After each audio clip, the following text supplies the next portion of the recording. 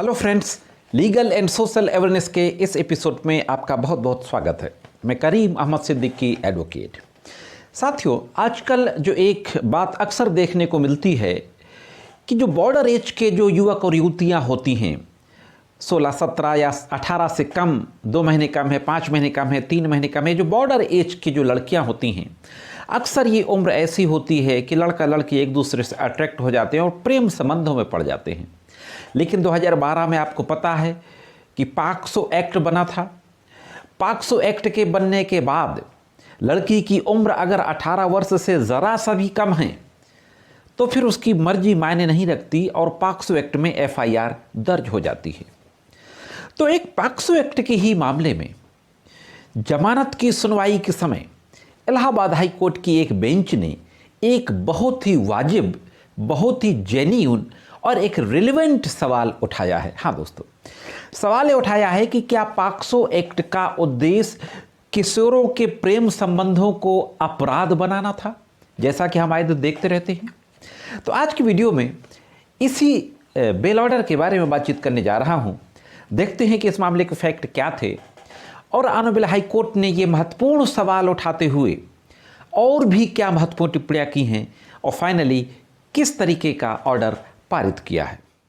साथियों, सबसे पहले केस के फैक्ट देखते हैं। केस के फैक्ट कुछ इस तरीके के थे। एक आरोप लगाया गया एक लड़के पर कि वो उसकी 15 वर्षीय लड़की को कथित तौर पर बहला फुसलाकर भगा ले गया और उसके साथ छेड़छाड़ की, सेक्सुअल असॉल्ट किया। तो एक एफआईआर दर्ज होती है 363, 366 आईपीसी और सेक्शन 7 और 8 पॉक्सो अधिनियम में। एफआईआर दर्ज होने के बाद इन्वेस्टिगेशन शुरू होता है।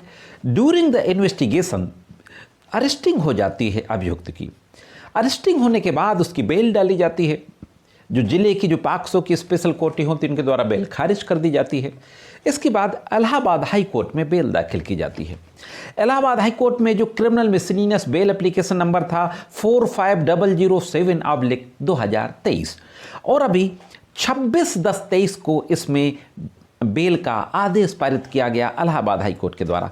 तो दोस्तों, अब देखते हैं कि क्या आर्गुमेंट किया गया और फाइनली क्या टिप्पणियां की गई, महत्वपूर्ण बातें कही गई इलाहाबाद हाई कोर्ट की खंडपीठ के द्वारा और क्या जजमेंट दिया गया।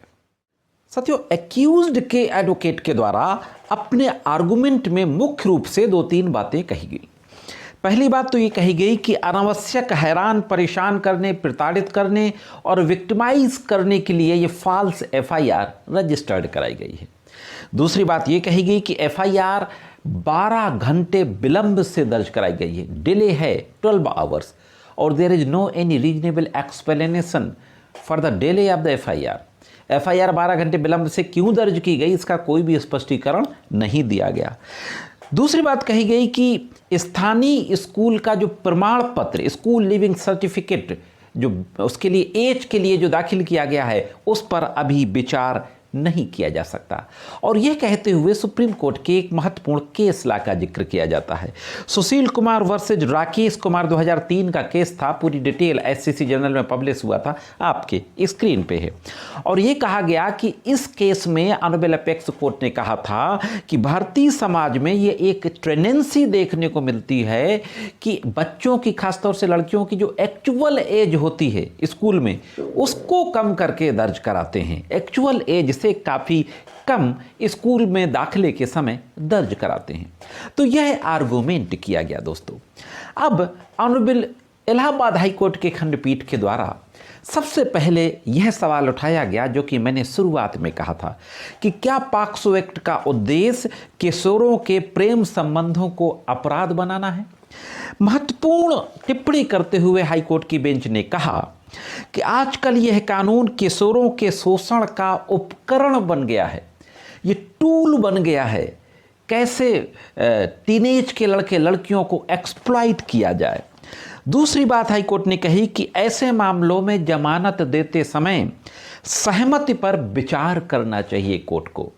और एक और महत्वपूर्ण बात कही कि पॉक्सो एक्ट का उद्देश्य ये नहीं था। पॉक्सो एक्ट का जो उद्देश्य था वो आपसी सहमति से बने प्रेम संबंधों को अपराध बनाना नहीं था। हाँ साथियों, स्पष्ट रूप से बेल ऑर्डर में मेंशन किया ऑनरेबल हाई कोर्ट ने, the act was never mean to criminalise consensual romantic relationship. जो कंसेशंस से रोमांटिक रिलेशनशिप बनते हैं उनको क्रिमिनलाइज करना ये एक्ट का मकसद नहीं था। एक्ट का जो उद्देश्य था, ऑनरेबल हाई कोर्ट की बेंच ने कहा कि 18 साल से कम बालक बालिकाओं को यौन शोषण और यौन उत्पीड़न से बचाना था। कंसेसुअल रोमांटिक रिलेशनशिप को क्रिमिनलाइज करना नहीं था।